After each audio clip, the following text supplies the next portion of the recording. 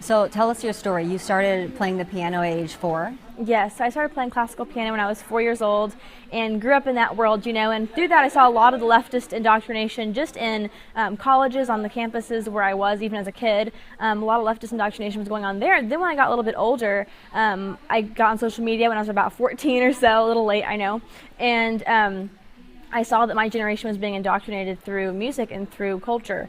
And, beyond politics, we talk about politics a lot in the conservative movement, and that's very important. We need to keep that up. But at the same time, we kind of turn away from culture and just accept the leftist culture that's already there. We talk about like maybe a song here and there when it's extremely bad or whatever, but in between there's not a whole lot of effort to really promote a conservative culture as far as entertainment goes. So I'm starting a movement called Make Music Right with the mission to bring non-degenerate music of all genres to the forefront of American culture. So not necessarily just Christian or just Trump music, although that's both great.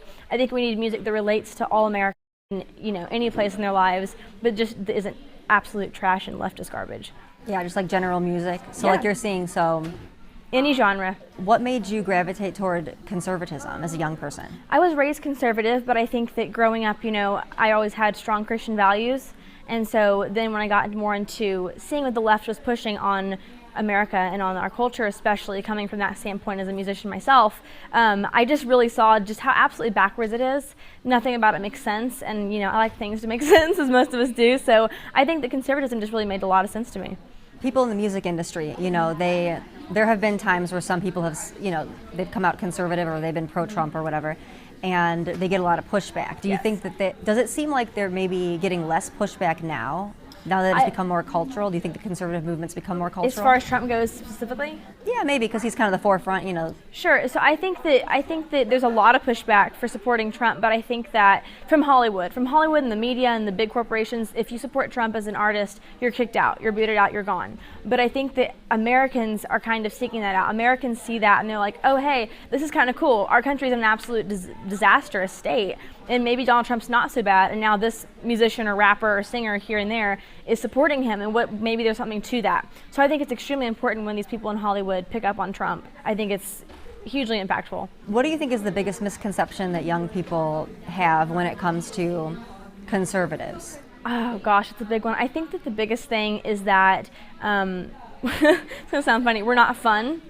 And in some way, I think it's actually kind of true. I think a lot of times, like with the culture again, we don't really have our own culture. We rely on the left's culture a lot to get us going and to have fun, even if we still hold our own conservative values. So I think that that's a misconception that I hope is going to become more of a misconception in a way, hopefully that'll continue to, I think Americans really need to see that conservative movement has something to offer beyond just politics.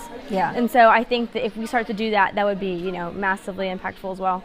Do you think it's become more fun though in recent years? I do. Because for example, academia is also controlled by the left, and kids, they want to, usually they want to rebel from authority. They don't want to go with what the man is saying, the government. If the people of authority are all saying left-wing propaganda, then wouldn't the natural inclination be someone who's young, rebellious, and free to be more gravitate towards conservative ideas? I think so. I think we're seeing that with Gen Z especially, that we're getting fed up with what we're being fed. The propaganda is getting to a breaking point, and so I think we're really seeing that as conservatives. It's like, oh, hey, maybe this is the better place to be. It's more fun. It's more free. Maybe there isn't something wrong with being proud to be an American, instead of being proud to stand by the gay pride flag in your classroom, So I think that absolutely it's getting more fun. I think with things like Turning Point, I think that that movement really gained a lot of traction within the young people and the youth.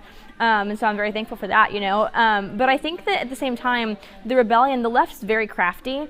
And I think they found a way to kind of incorporate themselves with almost, it's going to sound bad, but like childish values when you think about it. They didn't make sense. There's no logic involved.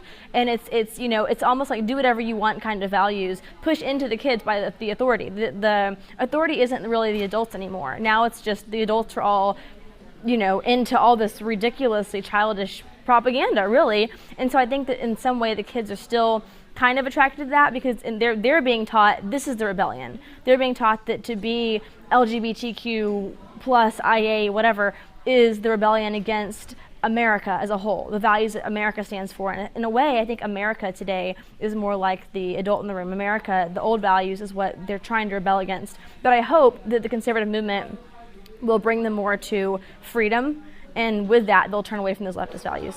So last question, with Trump's trial and everything that's going on right now, do you think people see through it, or do you think it's going to hurt his chances in the election? I think they see through it.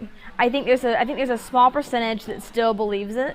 I think a lot of people, the amount of people that have turned around since that happened and gone, oh my gosh, this is incredible. There's no way, I didn't think this was going to happen. Now I'm voting Trump, or now I just donated a bunch of money to Trump, or now I'm doing whatever I can to support Trump, has been really incredible.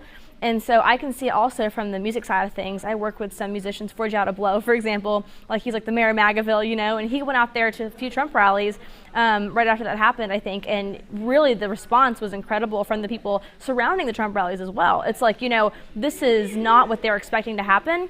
And the enthusiasm to vote for someone, this is going to sound really funny, but to vote for someone who is a convicted felon is, in a way, Americans are excited about that, because they're like, you know what, we've been with the system so long and the system's failing us. This is like the alternative to the system, and they're ready to embrace it.